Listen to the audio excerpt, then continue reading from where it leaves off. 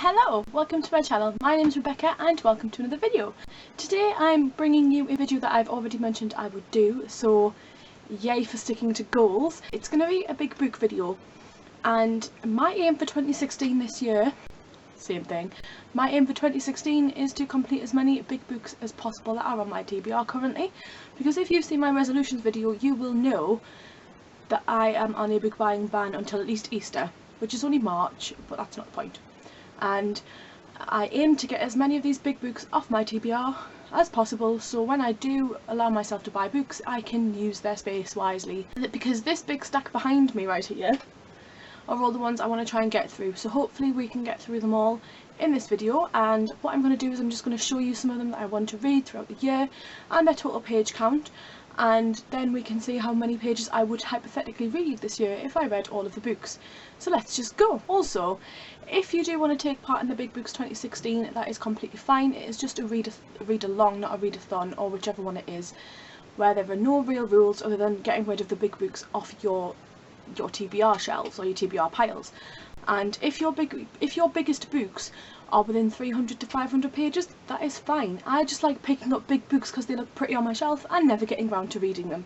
So without further ado, let's just see what I've got. The first book I have here is The Luminaries by Eleanor Catton, and I've been meaning to read this since I hauled it last year. It is a bit of a chunky hunky. It's got 832 pages, and as far as I can tell it's going to be really difficult to keep up with unless I do read it in like one big chunky together, because apparently it does flit from position to position quite a few times. I think. I'm not too sure what it's about, but I'm looking forward to getting to it. The second book on this pile is a sequel to another book that I'm currently reading and really need to finish, which I started last July.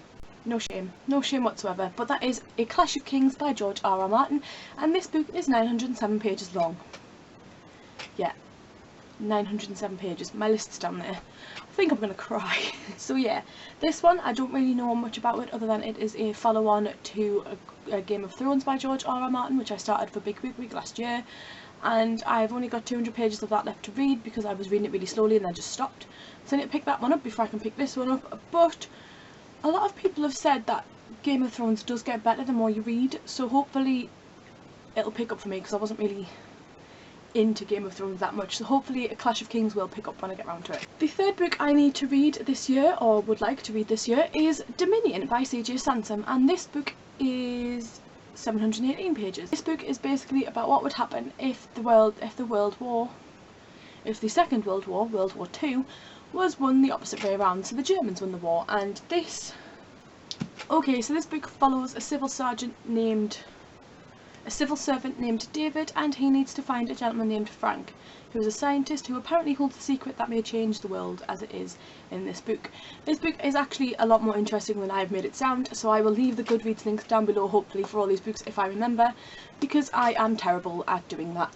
But yeah, this one I have been looking forward to reading for a while, and I think I was actually recommended it by Ness over at Wonderness, so I will leave her down below as well, like I seem to do all the time. This next book I have is The Goldfinch by Donna Tartt, and this one is 864 pages long, and I can't really remember what this one's about actually. I remember picking it up thinking, oh my god, I need to read it because everyone was reading it at the time.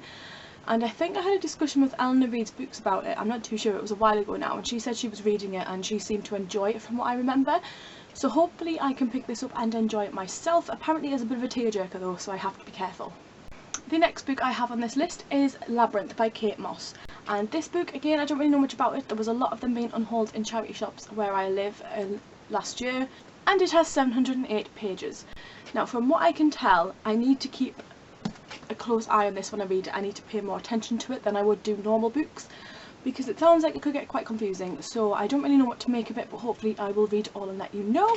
The next book on this list is The Bone Clocks by David Mitchell, and that is 620 pages long.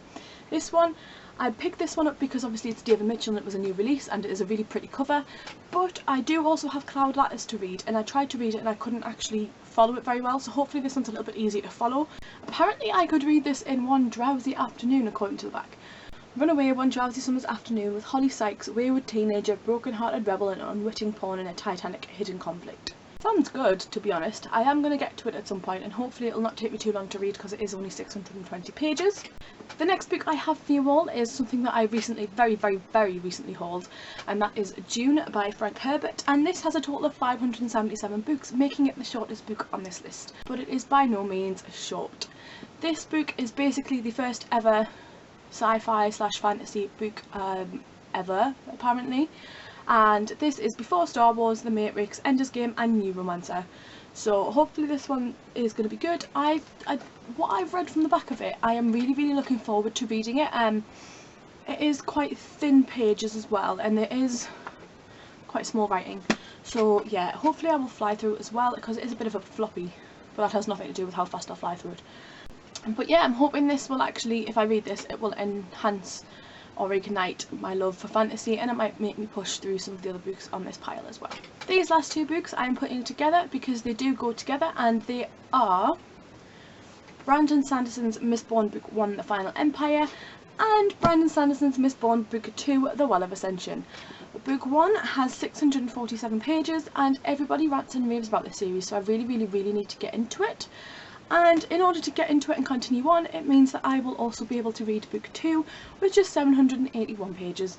So I think I might just cry, because between them there is over 1300 pages just in those two books, and that is without the third book or the fourth, and I think I might just cry. Oh dear.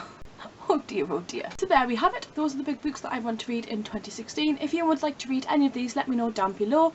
And if you would like to join in with the hashtag, I can't believe I've just done that. If you would like to join in with me reading big books this year, they don't have to be the same books, they can be any books you want on your shelf.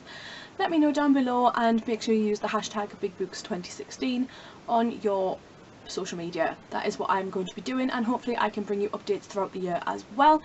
And I think that's it. What I'm going to do is I'm going to put the page total somewhere like around here, or like everywhere, like flashy if I can, and see how it goes. And yeah, hopefully we can cry about the page count together. Thank you all for watching. I'll see you all soon with another video. Bye guys. Oopsie. And thank you all for watching. I'll see you all in this video.